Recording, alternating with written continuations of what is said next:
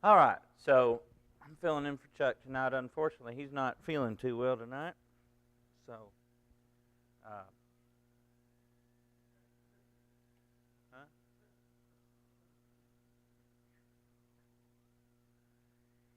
All right. Before we begin, I'm gonna ask Chris Elmore if he would to lead us in our first prayer.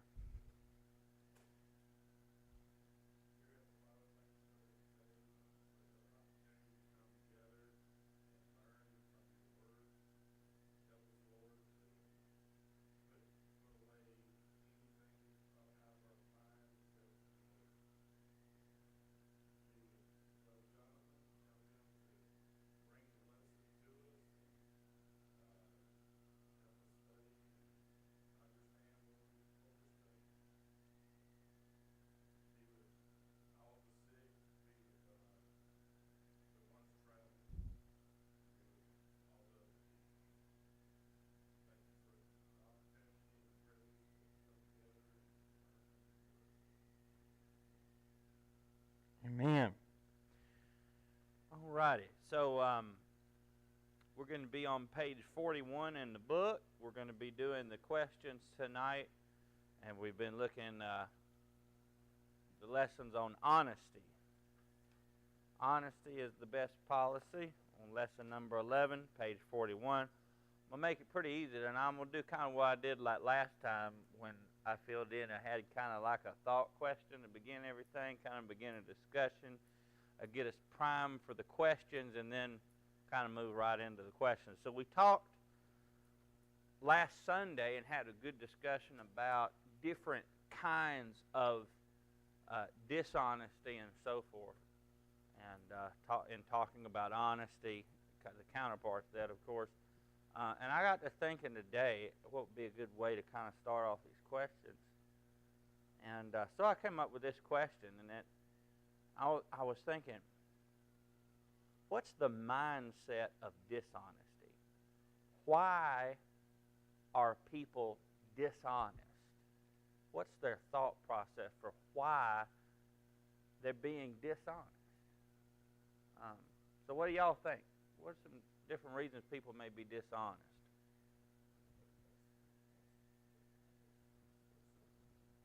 Selfish gain.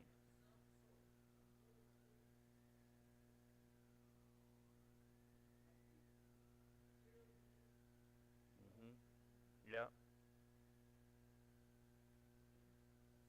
Yeah. So trying to get some kind of selfish gain for themselves, and a lot of times that is wealth or some kind of physical prosperity in some way, whether it be embezzlement or some other form of stealing or whatever it may be. So, yep, good.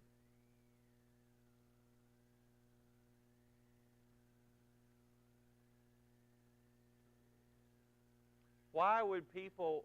Why are people dishonest? What's going through their mind? You think when they're of why they're being dishonest? Why would somebody lie or be dishonest in some way? Yeah, yeah, to cover something up. So you're dishonest to cover up previous dishonesty.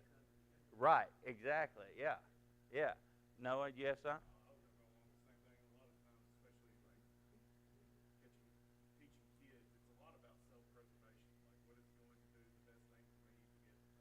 Mm-hmm.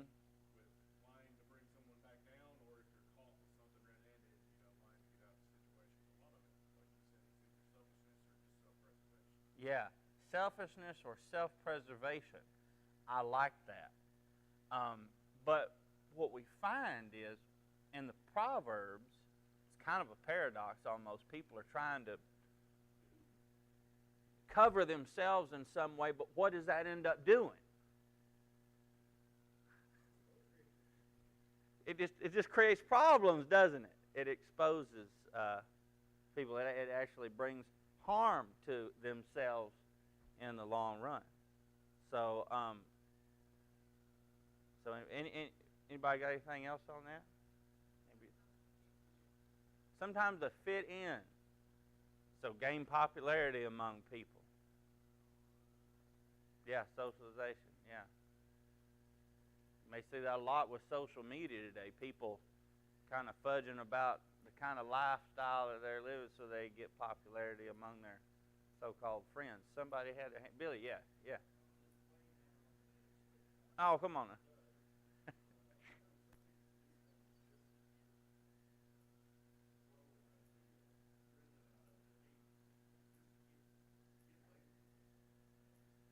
Just to see what they can get away with, yeah. Or to get the what'd you say, adrenaline, kind of live life on the edge a little bit, maybe.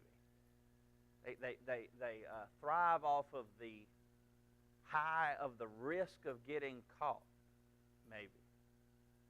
Yeah. Interesting. Yeah.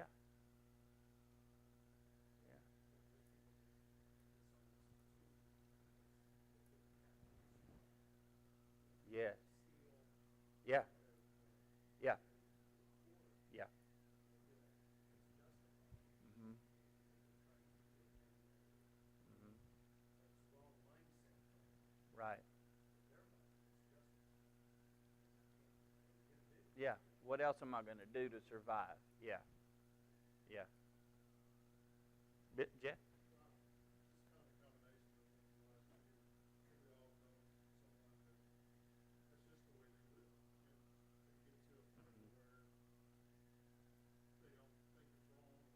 Yeah. Yeah. Mm-hmm. Yeah. Way of life. Yeah, they don't know anything else. Yeah. Just way of life. Yeah. Good. So just kind of distilling what everybody said down to one thing, and this was kind of my thoughts, and I kind of figured all the comments would sort of jive with this idea. Most of the time when people are being dishonest, they're thinking about the short term. Some selfish gain in the short term, some selfish benefit, or trying to survive, or trying to cover themselves for another lie, or whatever it is, or trying to live on that edge. Whatever it is, they're just thinking about short term. They're not thinking of long-term consequences and all of those hidden consequences that come along with being dishonest. And one of the things that the Proverbs teaches us is that we need to understand that when we make decisions in the present, that there's going to be consequences of that in the future.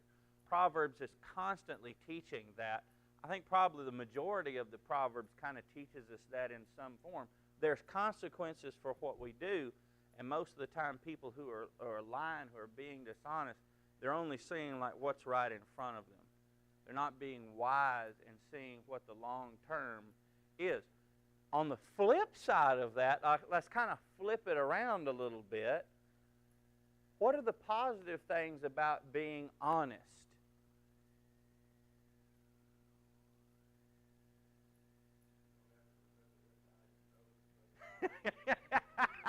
Yeah, you don't have to keep track and all that stress of trying to cover yourself because you're just honest, you know. You're That's great. That was one of the things that I wrote down in here. One of the consequences that comes from dishonesty, that was the last question. And one of the things I put there was bad conscience. So yeah, if you tell the truth, then you sleep good at night because you know you have integrity and you're right with the Lord and all of that. So good. Solid relationships. People trust you when you're a person of integrity. Yeah. And as a result, a lot of times you get the benefits that the people that are dishonest are seeking through their dishonesty. You end up reaping the benefits, you know. Like if you're in a business and you're being honest in business and people trust you, they'll want to do business with you, you know. If you want people to appreciate you and like you or want to be in a relationship with you, like integrity is one of the main things. So yeah.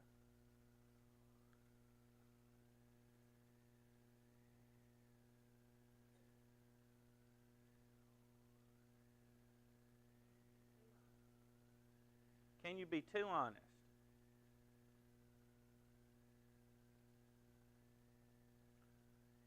I would define being too honest, I guess.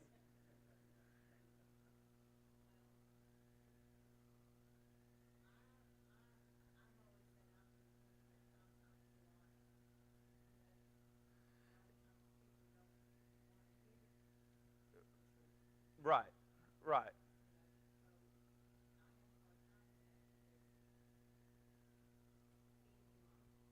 Well, if it's a matter of truth, then people need to hear truth.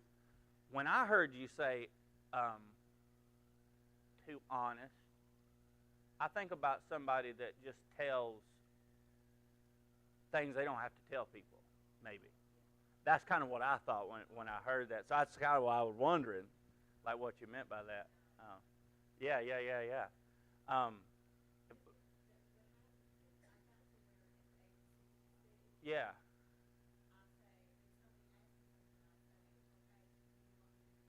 right. You give them their your. Yeah, right. Yeah,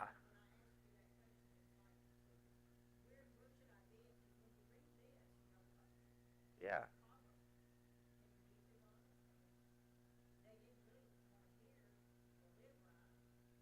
yeah, yeah, yeah. Well, what do y'all think on that? I mean, I think my thoughts is if somebody asks you your opinion and you say, "Do you want me to be honest?" and they say yes, then it's like I don't think you can be too honest in that situation because they just gave you the green light. I mean, what are you going to do if they don't like it? I I don't know. What do y'all think? Yes. Uh huh. Yeah.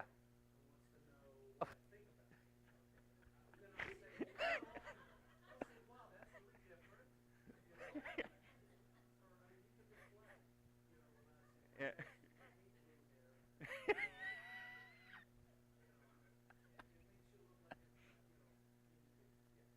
Uh-huh.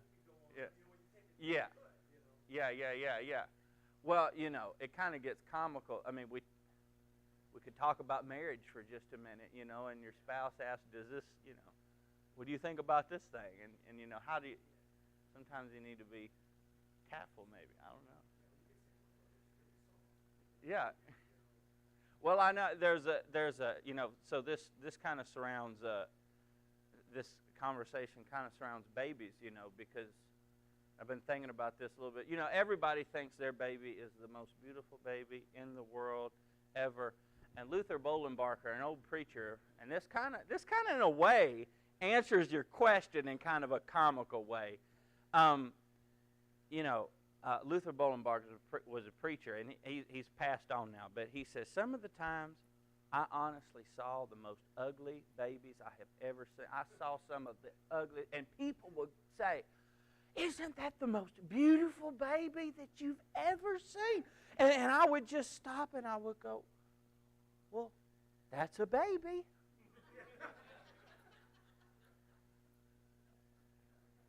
So,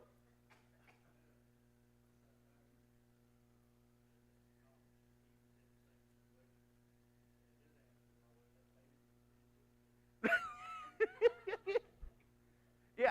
So I think that's one answer to your question. Maybe is that sometimes it depends on the situation, but sometimes tact is, and with tact, you're not being dishonest, but you know, you're maybe not saying everything that you think, but you're saying it in a way that's not dishonest. So I don't know.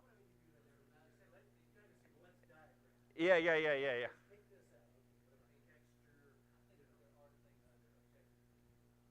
yeah, yeah, yeah, yeah, yeah, yeah. So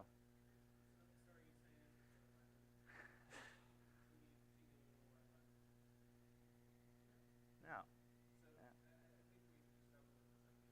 yeah, yeah, yeah,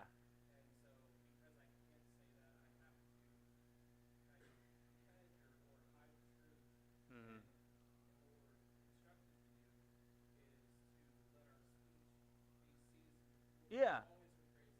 Yeah.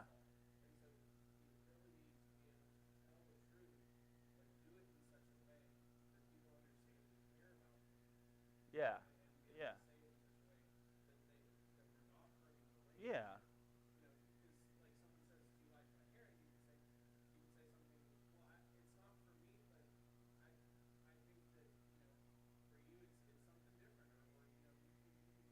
Uh-huh. Yeah. Yeah. Yeah. Yeah. Yeah. Yeah. Sometimes people are still not gonna like that.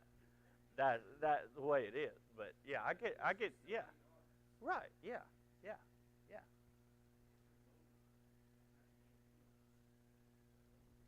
Yeah. Yeah. Yeah. Yeah.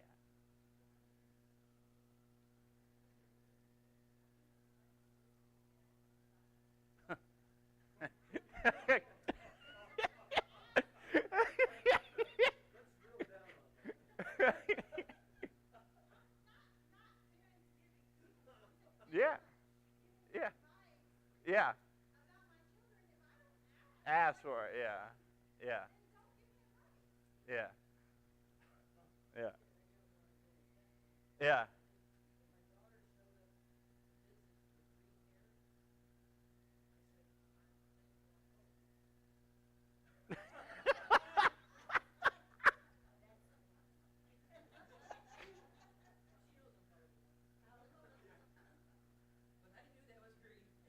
Yeah. Yeah. Uh huh. Yeah. Yeah. Yeah. Yeah. Yeah. And that goes to what Chris is saying. I think that's what Chris is saying. Kind of what that you yeah. That actually can help a relationship if you're honest in the right way. Yeah. Yeah. Ooh. Ooh. I felt that one. Yeah. Yeah. Does that help answer your question? No, no, no, no, no, no. All the comments. All the comments. Yeah. Yeah. Good. I mean, one of the things I love about this class, y'all say what you think, and that's good. You give your opinion and you say it, and you're honest. Yeah, I like that.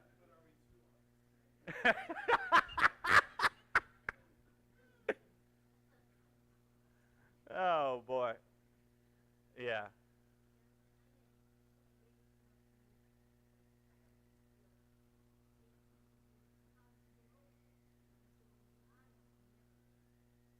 Mm. Mm. Mm. There you go. Yeah. Yeah. Can't be too honest in that. That's right. Very good. Good comments, everyone. Very good. Very good. All right. So, so it's kind of leading into the questions a little bit. We'll get into the questions now. Um, I think the best thing about I love some of the questions in this book. It's that they're very thought-provoking questions. So let's just kind of get right in them. Um, in what way will honesty or integrity guide or direct a man? According to Proverbs 11:3, that's basically what it says. It guides you.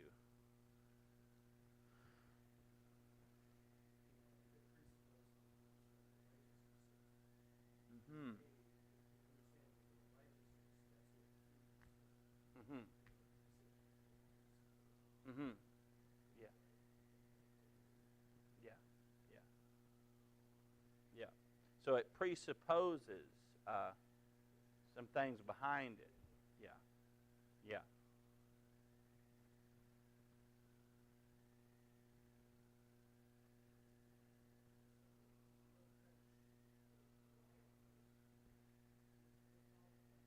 You follow the right path. If you don't do this, then you will end up doing this. Okay, good.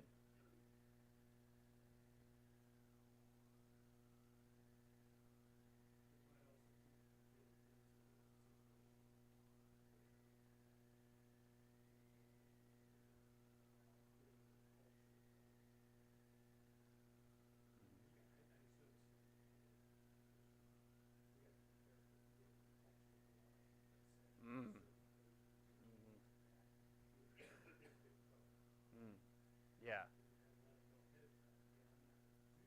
Mm. Mm-hmm. Mm-hmm.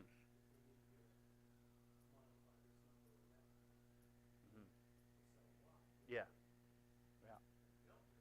Then you're then yeah. Mm-hmm.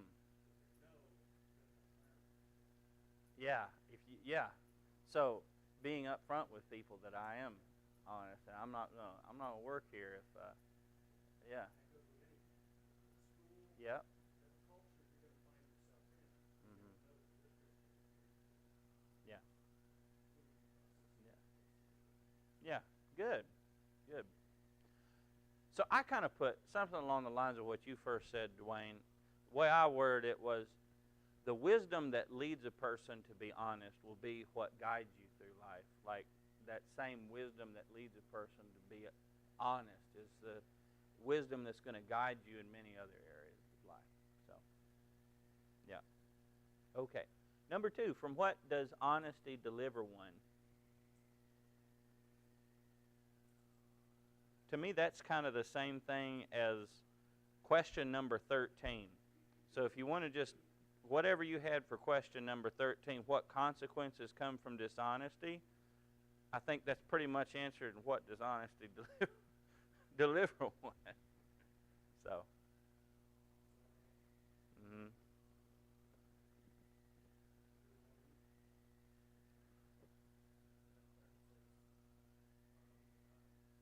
Yeah, yeah. Or lust. Yeah, yeah,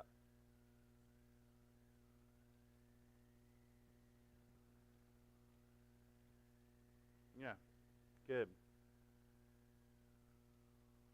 So, if we get down to question number 13, if you got anything else by then, go ahead and throw it out there. We'll move on to number 3.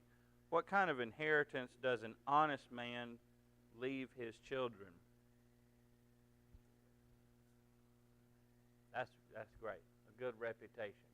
Yeah. A culture of integrity. Yeah, yeah, yeah, yeah, yeah, yeah, yeah. Good. So a culture, a good name. Yeah, good. Yeah,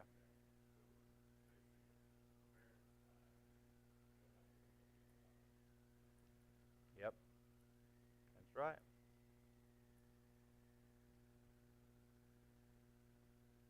Yeah. Hmm.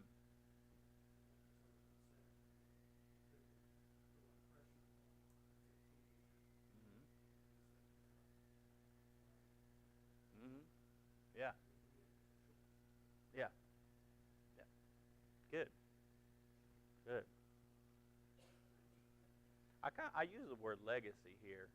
We talk kind of about when we talk about a legacy, we're not just talking about physical wealth being handed down. We're talking about principles and values being passed on. So that kind of goes what y'all are saying and so forth. So yeah, good.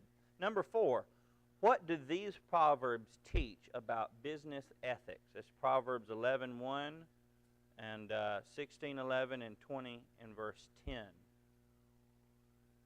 So what do some of those say? Like Proverbs 11:1. Somebody read that. Proverbs 11 verse 1.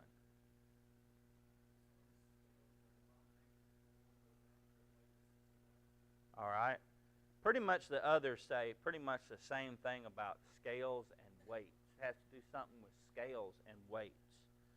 Um, what is that specifically talking about? Like a just weight or a dishonest weight? What's that talking about specifically? Okay.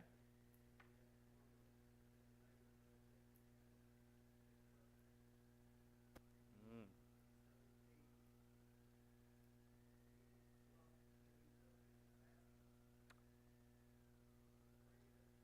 Oh,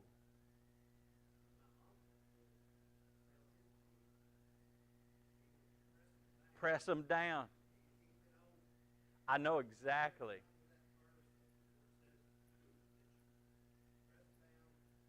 Yeah.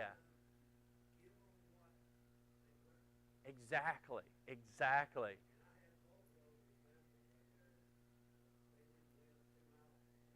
Yep. I know exactly what you're talking about with peas. I grew up, one of my first jobs as a teenager was picking peas for my neighbor. And I learned right away when he said pick a bushel, he didn't mean you throw a bucket in there and just kind of leave it fluffy like you were talking about.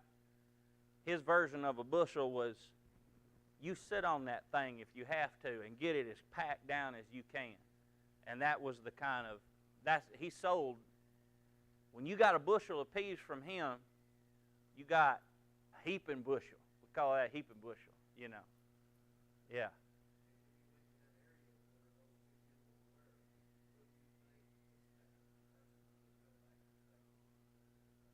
Go to him, yeah. Yep. Bet got the best bargain. That's right. So it can be with goods that you're buying, like weight and so forth.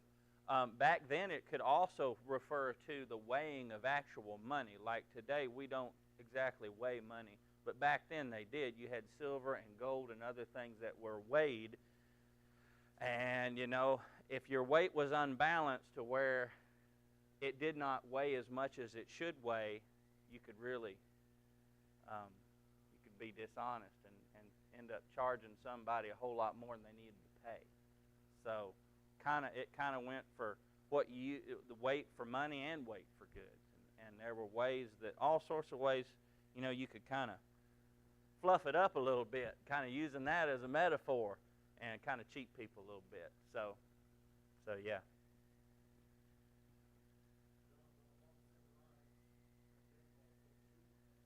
Mm-hmm. 13 years, yeah.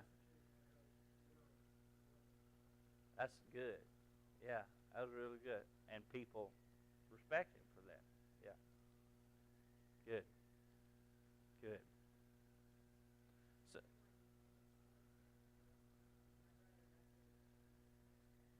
yeah,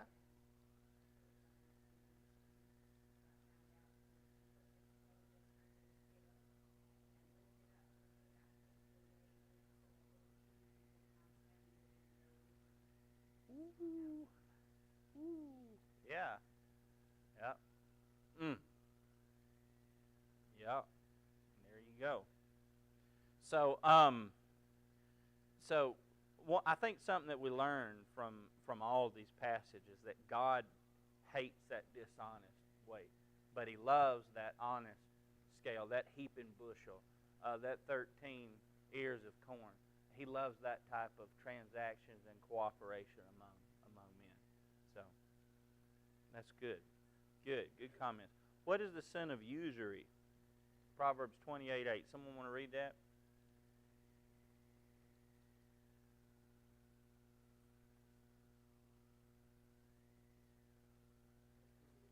Yeah, Proverbs 28:8.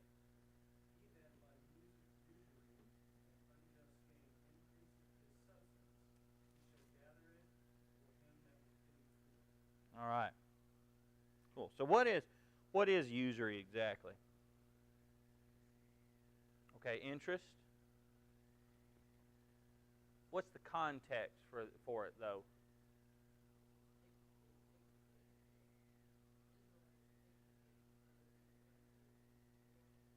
Right. Yeah. Right. So when it came to a fellow Israelite, you would be kind to them. Especially you have a lot of situations. You have a poor uh, fellow Israelite, and he's on some hard times. You know, what he really needs you is for you to just either give him some money or loan some money with no interest. But to charge him interest would be to make some take advantage of somebody and make money off of someone who's already down and out.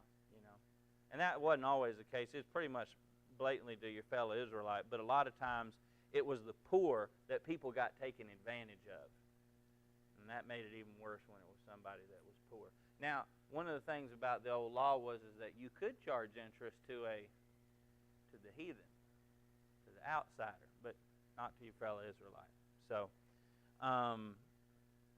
another part of that usury would be extreme amounts of interest kind of involved in that you would charge, let's say, a poor person just a crazy amount of interest. And what you would do is that you'd keep them indebted to you. They'd never be able to pay you back. And so you just suck in everything you can out of them. And that especially, you can see how God would just hate something like that. So, anyway. Yeah. You have something? Okay. So you had your hand. All right. Into what temptation and sin does a man wanting to get rich quickly fall?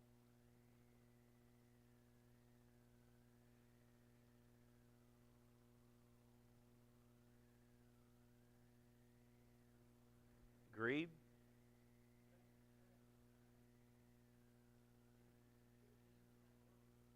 Get gain without working for it. Yeah. And in the context of this lesson, honesty versus dishonesty, what's one of the ways people get money without working for it? Dishonesty, stealing. Getting money through some dishonest means. So yeah, good. Yeah, I think that's pretty self-forward. I also put discontentment along with greed. Kind of that other side of that is you're not content with what you have because you're trying to get all the stuff you want now, and that can lead people into a lot of foolish and harmful lust, as Paul says over in Timothy, I think. What business attitude should a man take towards someone in desperate circumstances?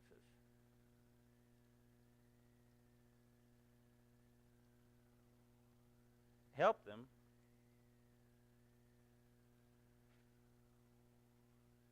And kind of along the lines of this lesson,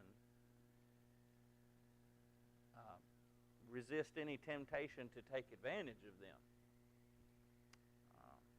So yeah. Anybody else got anything on that? Yeah, yeah.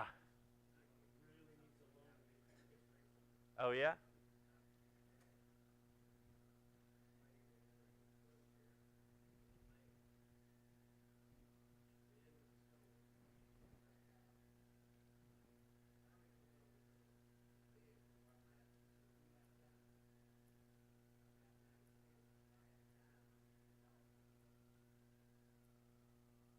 Mm.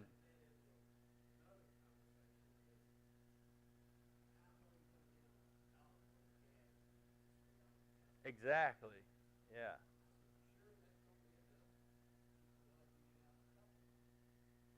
Mm. Yeah. Same principle applies to that. Yeah. Yeah. Yeah. Yeah. Yeah.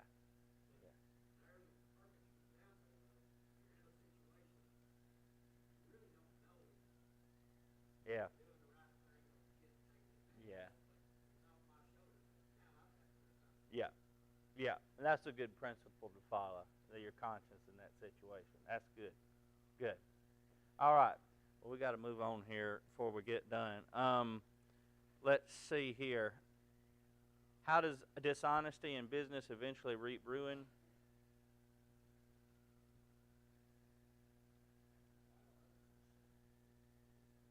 Yeah. Yep. Pretty much it. Google reviews is how it is nowadays. You know, people more than ever can share their bad experiences, and that hurts you even worse if you're dishonest. You know.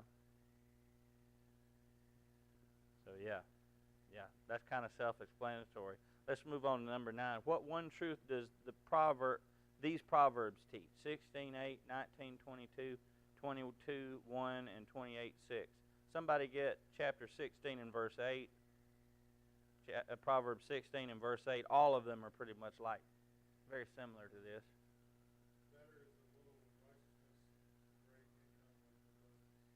All right. So better to be what than dishonest?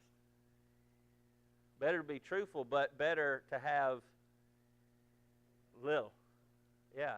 Better to have it's better to not have a whole lot, but have integrity. Because a good name, one of these was a good name is better than precious ointment.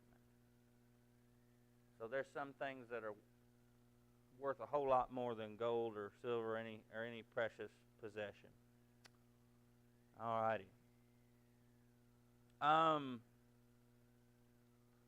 What form of dishonesty does Romans 13:8 condemn? And what does that say?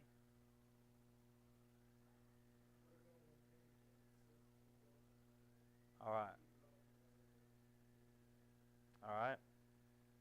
I kind of had to think about this one. What do you want this one? But what do y'all think about that? Yeah. Yeah. Yeah.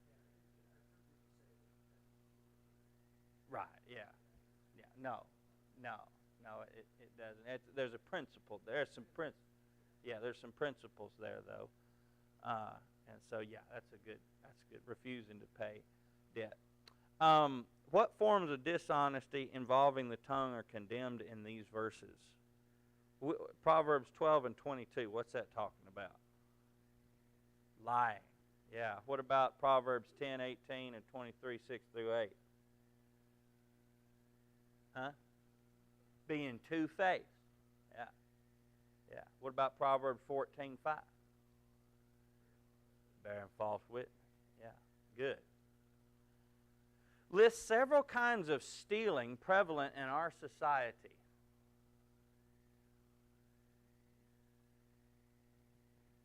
I'm sorry?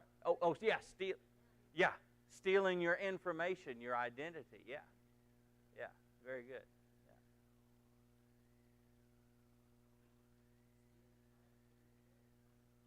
Stealing time from employers. Yeah. Oh, yeah. Yeah. So steal material things from employers. Oh. Oh, really? Huh.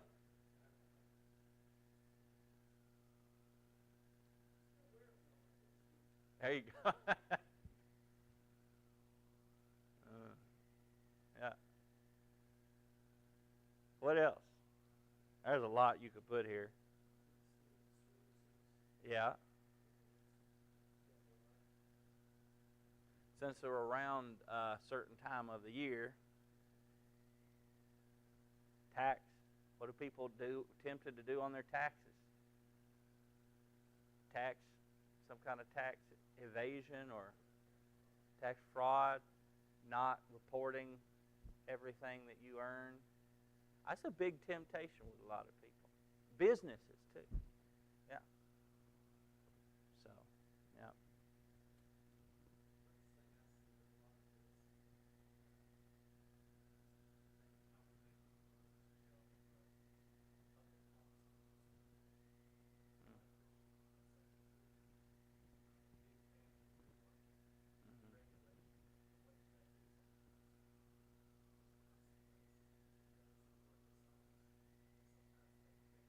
Ooh. Yeah. Mm. Mm. Yeah. Yep. Yeah. Definitely can happen.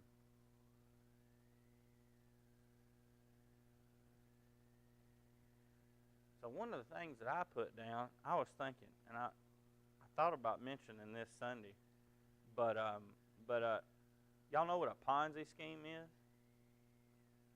Me and Elizabeth, we're Elizabeth loves documentaries, so she's got me into documentaries, and we watched this documentary on Bernie Madoff. Y'all heard of Bernie Madoff? Like he's probably the Ponzi scheme master of history, like more than Mr. Ponzi himself, which the scheme is named after this guy named, I think it's David Ponzi or something like that. But anyway,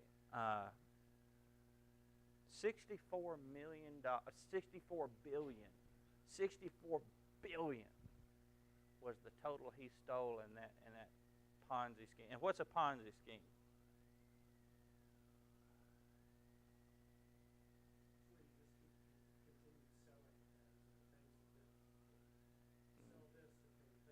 Yep. Yep. Yep. Mm-hmm. Yeah. And nobody makes that. Yeah. Yeah. Yeah. Uh-huh. Uh-huh. Yeah. Yeah. Yeah, because everybody wanted to take everybody wanted their money, and that's the one catch with the Ponzi scheme is when everybody wants their money back, you can't do it. So, yep.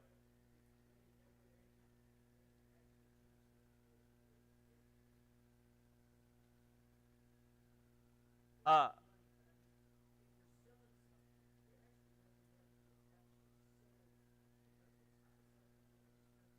it rotates, yeah.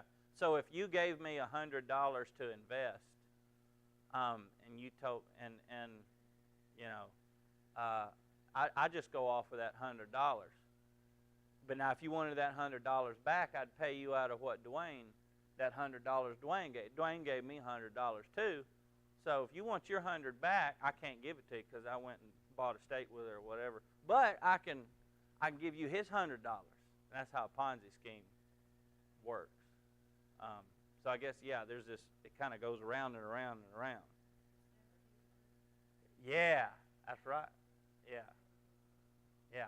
So there's a lot of I mean, there's so much dishonesty in that you got to pull off, and there's so much lying that you have to do to cover yourself along the way to keep from getting caught. But anyway, that kind of stuck in my mind with this lesson, that documentary that we watched. Man, that guy. I mean, there's something else.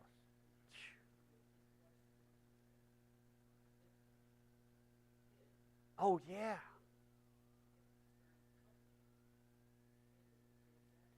I think I watched that one too. What was it called? What it's kind of a newer documentary, wasn't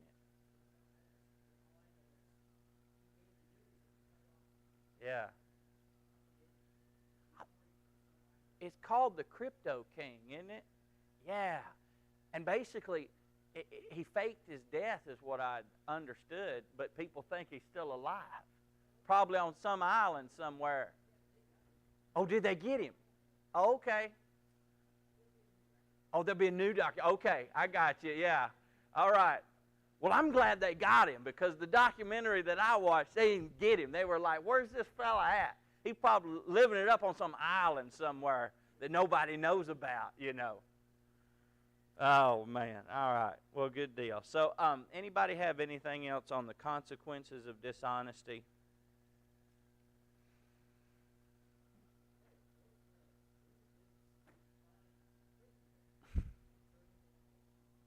There you go. That last one.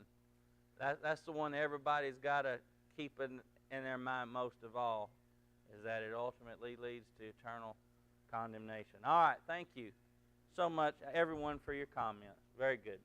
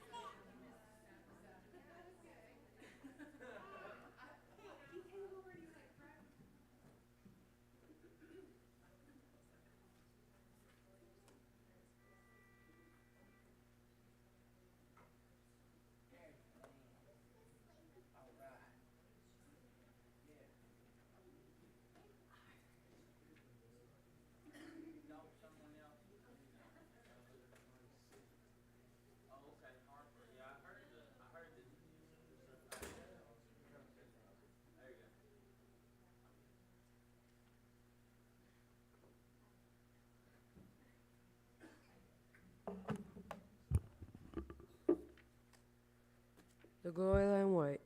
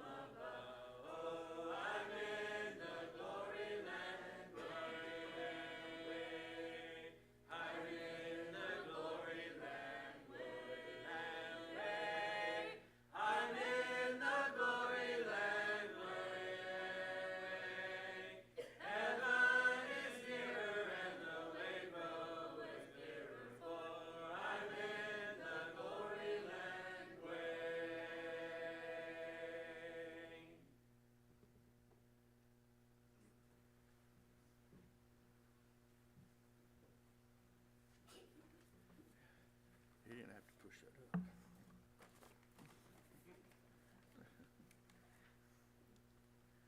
In the book of Judges, we get this vicious cycle going on. They're doing well, then they fall away. God sends an oppressor to try to get them back on track again. They pray, for God's help, and then he brings about someone to a judge in order to bring things back together again. Around chapter 5, we find out that a lot of the enemies, like the Philistines, they are getting these, they're attacking the Hebrew, and they are also taking away their weapons. And they're taking away some of the blacksmiths and not letting them make weapons, give them more of an advantage. So that's what's happening around Judges 3:31. And it says, after him, we're talking about Ehud, was Shamgar, son of Athan, who killed 600 men of the Philistines with an ox goad, and he also delivered Israel. So we're seeing that, summing up, he just, one verse sums him up. Back in our generation, we call that a one-hit wonder. He just mentioned one time.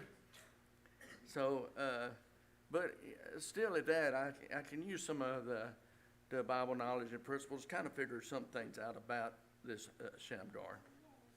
Some things we won't ever know. There's no history of him, no knowledge of him. There was no genealogies about him. There's no songs or stories to remember him. Some of the writers believe that they just think that he's from the tribe of Dan or Nathaniel. But others don't even think he was an Israelite. They don't even think he was a Hebrew.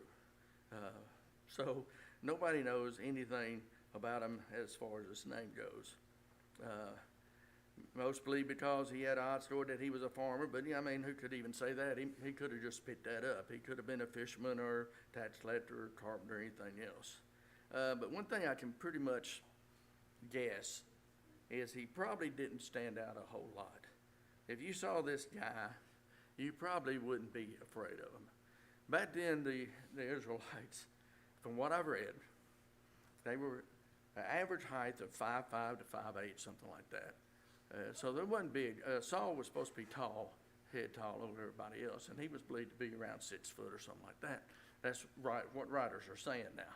So, but most of them believed that the Israelites were relatively short. So me and John and Jim, we would have been just fine back then. You know, we would have had it made. But just didn't stand out. He didn't look dangerous at all, probably. I'm just guessing this. And there's a reason why I think that. He was a 9'9", like Goliath. And he just didn't have a great weapon either. You know, they would see his weapon, it wouldn't scare them. We'd be scared of that, but that's not strange for God either. God used all kinds of weapons, you know, that you wouldn't think about. You know, the jawbone of the donkey, the millstones, hammers. Sometimes he used pitchers, you know, that they broke to scare people. And sometimes, you know, they just woke up dead. So God used all kinds of different means to deliver them. A knight's goad is about 8 to 10 foot long. Sometimes it was sharp at both ends to prod and stick in the ground. Sometimes it had a little paddle where you could pop the animal, kind of prod them along that way. And so, like I was saying, you see him standing up on a ridge or something, you know, and getting ready to fight or something. You're not going to, I don't think he's something to be afraid of. No armor, no army, no chariot. And the main reason, the couple reasons why I believe this is because, for one thing, it took 600 Philistines to figure out not to mess with this guy anymore. And the other reason is God wants to make sure you understand that he is the true deliverer of this, that it was by his power he's been delivered, not by Shamgar and not by his ox goad. It was by the power of God. But nevertheless, I would think, my opinion, just picturing this, that he probably looked pretty foolish getting ready to fight those 600 Israelites. He probably looked pretty bad. In 1 Corinthians 1:17, 1 Corinthians 1, starting at 17, it says, "For Christ did not send me to baptize." This is Paul speaking. "But to preach the gospel, not with wisdom of words, lest the cross of Christ be made of no effect. For the message of the cross is foolish to those who are perishing, but to us who are being saved, it is the power of God. For it is written, I will destroy the wisdom of the wise and bring to nothing the understanding of the prudent. Where is the wise? Where is the scribes? Where is the disputers of this age? Has not God made the foolish of wisdom of this world? For since in the wisdom of God, the world through wisdom did not know God, it pleased God through foolishness of the message preached to save those who believe." So this kind of goes along with, I believe, with Shamgar. He might have looked pretty ridiculous, but he had the power of God behind him. And what he was holding in his hand was the difference between life and death for some people. And we have the Word of God. And it is the power of God. We've seen this power ever since Genesis 1, verse 3. Then God said, "Let there be light." And there was light. So all through the Bible, what God says is powerful. So just as Shamgar, with this little ox goad, delivered Israel, so do the people that preach the word of God deliver people from Satan. So tonight, if you're not a child of God, or if you've fallen away, you have a chance to be delivered from Satan tonight. If there's anything we can do, if you can respond to this message of the cross, we ask you to come together as we stand to sing.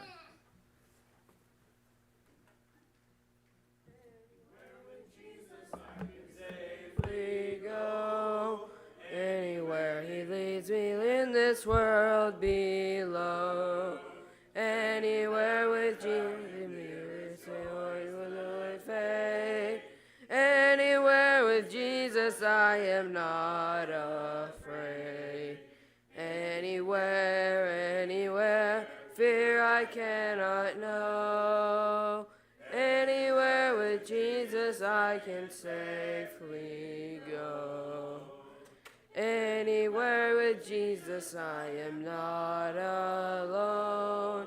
Other friends may fail me, he is still my own. Though his hand may lead me over dearest ways, anywhere with Jesus is the house of praise. Anywhere, anywhere, fear I cannot know. Anywhere with Jesus I can safely go. Anywhere with Jesus over land and sea, tailing souls in darkness of salvation free. Ready as he summons me to go or stay. Anywhere with Jesus when he points the way. Anywhere, anywhere, fear I cannot know. Anywhere with Jesus I can safely go.